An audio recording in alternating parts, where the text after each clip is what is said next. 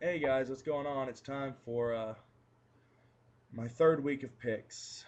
So far, I've gotten one right, but A&M's been 0-2 since I started this. So if we lose to Kansas State, I might just stop.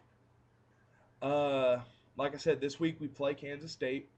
We are on the road. We're going to be playing in Manhattan, and we've had kind of a rivalry with K-State. It was more relevant in the '90s, but it was the whole Big 12 championship thing back then. Now it's two programs trying to get back on solid ground. And I think A&M's a little bit farther in the process because Mike Sherman's in his second year. Dan Snyder is starting all over again. I said Dan, didn't I? Bill Snyder starting all over again. His first season. Some of these are his players. Some of them are Ron Prince's players. But when you look at it, this team has been bad. Really, really bad. They barely beat, I think it was Massachusetts, lost to UCLA. The most points they have put up this year is 24, and that was against Iowa State. That alone should be a concern. You can only put up 24 points against Iowa State. Paul Rhodes isn't doing that good of a job. He's doing a good job, but he's not doing that good of a job. That's something K-State needs to get on. One good thing you can say though is Kansas State can run the football. Their main running back averages a little bit over 4 yards a carry. Keithan Valentine, I think is his name, averages over 8 yards a carry. He's a very valuable part to that offense, and A&M has yet to show it can really stop the run. That's been a big problem all season. So now A&M's young defense is going on the road against a respectable run offense. They haven't really played anybody, but they're a respectable run offense going up against a defense that can't really stop anybody. That's one thing the defense needs to worry about. The second thing is I don't know much about Grant Gregory, other than he transferred from USF and apparently looked pretty good in the Iowa State game. I didn't see it,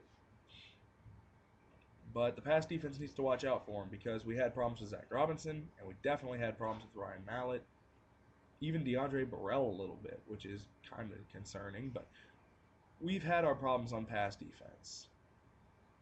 Offensively, Michael Schumard looks like he'll be working out at left tackle. He'll probably play that position on Saturday. Hopefully, that'll prevent Gerard from having to run for his life because we saw against Oklahoma State, everyone on the offensive line just let the Oklahoma State defensive line have a field day. Gerard was running for his life, throwing against his body, missing a lot of open throws. Now, admittedly, a lot of the incompletions weren't just his fault. There were a few drop footballs, but when your quarterback has to run for his life the entire game, he's not going to make the throws you want him to. The second thing the Aggie offense has to do is it has to find its running game. Oklahoma State beat the high holy hell out of us in the trenches. So Christian Michael, Cyrus Gray, Gerard Johnson, hell, I'll even throw his name out, Bradley Stevens, somebody has to run the football well in Manhattan for us to win the game. We're not going to be able to just throw the football repeatedly. Somebody has to step up. Someone has to average 4.5, 5 yards a carry and show that this offense can run in the Big 12, even if it's just against K-State. Prediction time. Like I said, I don't know how good A&M is. We played pretty well against Okie State, but they didn't have all their pieces. Outside of the trenches, I think we did okay against Arkansas. Not great, but better than I made it in the review video. Didn't play well against Okie State. Played pretty well against New Mexico and UAB, but we haven't really played anybody that's on our level. Whether that means we've played a team that's too high or too low, I mean, we haven't really played a team that's right on par with us. And I think Kansas State is the closest thing that we're going to see. And then maybe next week, whenever we play Texas Tech, but they absolutely slaughtered K-State, so maybe I'm getting ahead of myself by saying we're on their level. But I'll just go straight for the score here. I think A&M gets the road win. I think it pushes us to 4-2 and puts us in good position for Texas Tech. I will say Texas A&M 42, K-State 20.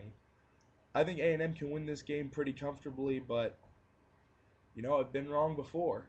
So we'll just see what happens Saturday. Thanks and gig 'em, guys. I'll see y'all for the review on Saturday.